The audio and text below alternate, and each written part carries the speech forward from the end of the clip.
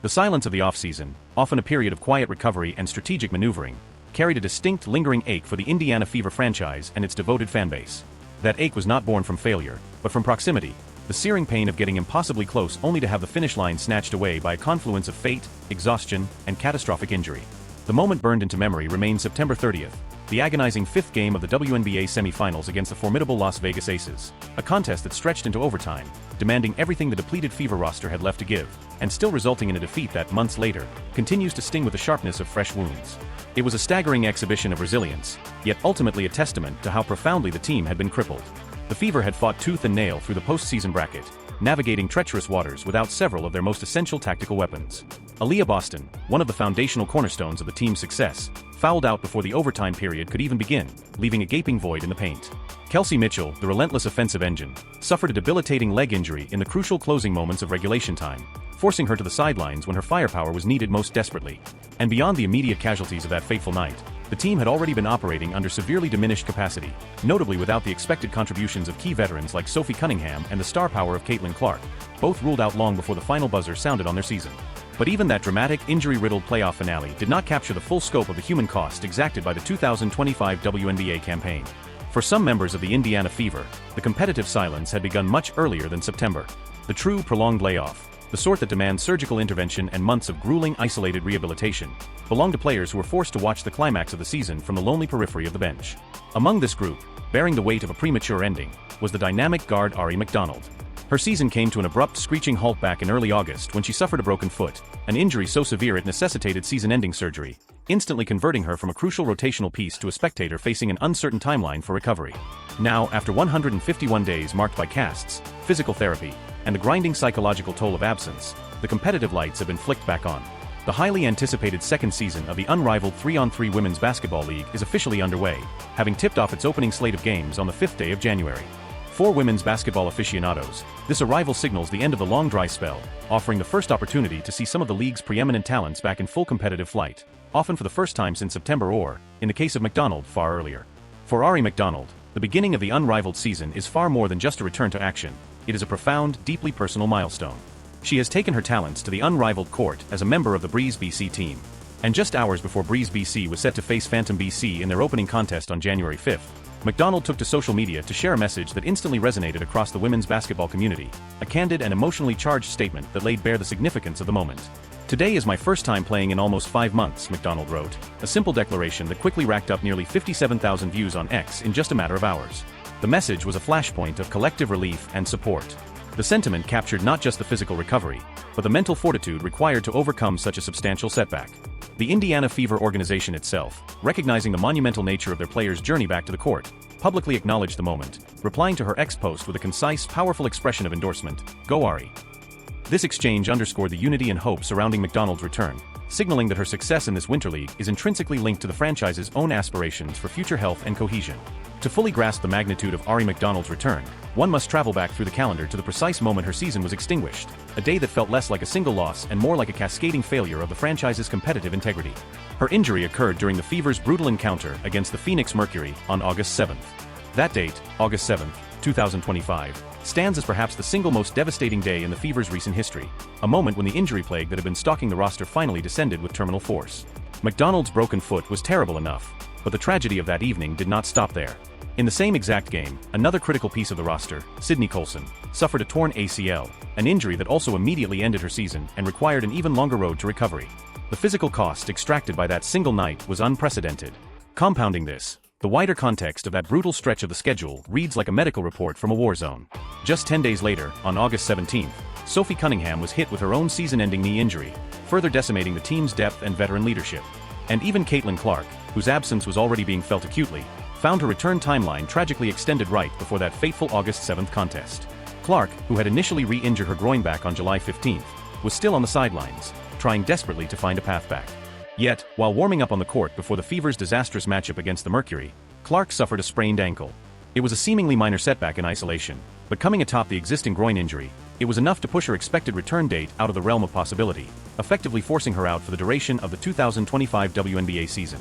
That August stretch was not simply unfavorable, it was catastrophic, a relentless sequence of injuries that systematically dismantled the competitive potential of the Indiana Fever, ensuring that the team that made the deep playoff run was, in reality, a patchwork roster held together by sheer willpower and adrenaline. The agony of that August trauma, and the subsequent heart-wrenching loss in Game 5 of the semifinals, are now firmly relegated to the rearview mirror. The focus has irrevocably shifted to the present, embodied by the opening tip of the unrivaled league. For Fever fans, this 3-on-3 competition is less about the final scores and more about physical reconnaissance. They are eager, almost anxiously so, to gauge the physical state and competitive sharpness of Aari McDonald. Her ability to navigate the high-intensity, demanding pace of 3-on-3 basketball will serve as a crucial early indicator of her full recovery and her readiness to contribute meaningfully when the WNBA training camps inevitably open later this year. McDonald's performance with Breeze BC, alongside the play of the other Indiana players competing in Unrivaled this winter, is the first tangible sign of life and recovery for a franchise that desperately needs to bury the ghosts of its injury-marred past. This is not mere exhibition basketball. This is the first chapter in the narrative of the Indiana Fever's redemption, a testing ground where McDonald is not just fighting opponents, but battling the memory of 151 days spent away from the game she loves, proving, one possession at a time, that the broken foot is mended, the surgery is successful, and the fiery competitive spirit that defines her game remains undiminished. Her return represents the beginning of a long-awaited healing process, a critical step back toward a future where the Fever roster can finally take the court whole, healthy, and ready to complete the championship pursuit that was so cruelly derailed. The air inside the arena on January 5th carried a specific gravity, a palpable tension reserved only for moments where a professional athlete steps back across the threshold from agonizing silence into the searing spotlight of competition. For Aari McDonald, this moment was not merely the tip-off of a new 3-on-3 season in the burgeoning Unrivaled league. It was an emotional reckoning, the final high-stakes examination of a body that had endured 5 months of grueling, isolated recovery. 151 days had passed, each one marked by the memory of the snap and the subsequent immediate end to her WNBA season on August 7th.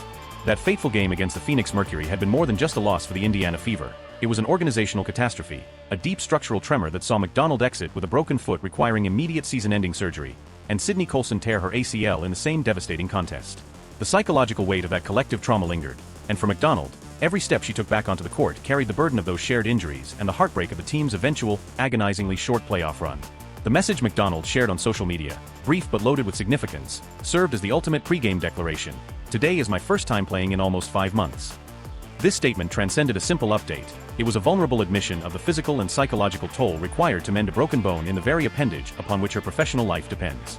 For a guard whose game is predicated entirely on explosive speed, sudden direction changes, and the relentless pressure applied on both ends of the floor, a broken foot is an injury that threatens the very core of identity. The 57,000 views her post garnered within hours were not just clicks. They were a collective surge of relief and anticipation from a fanbase starved for good news. A fanbase that needed a tangible sign that the devastating injury wave of 2025 was finally receding. The response from the Indiana Fever organization, a simple but heartfelt "Go Aari" reply, underscored the importance of this return, signaling not just support for an individual player, but a celebratory acknowledgement that a crucial piece of their championship puzzle was finally being reassembled.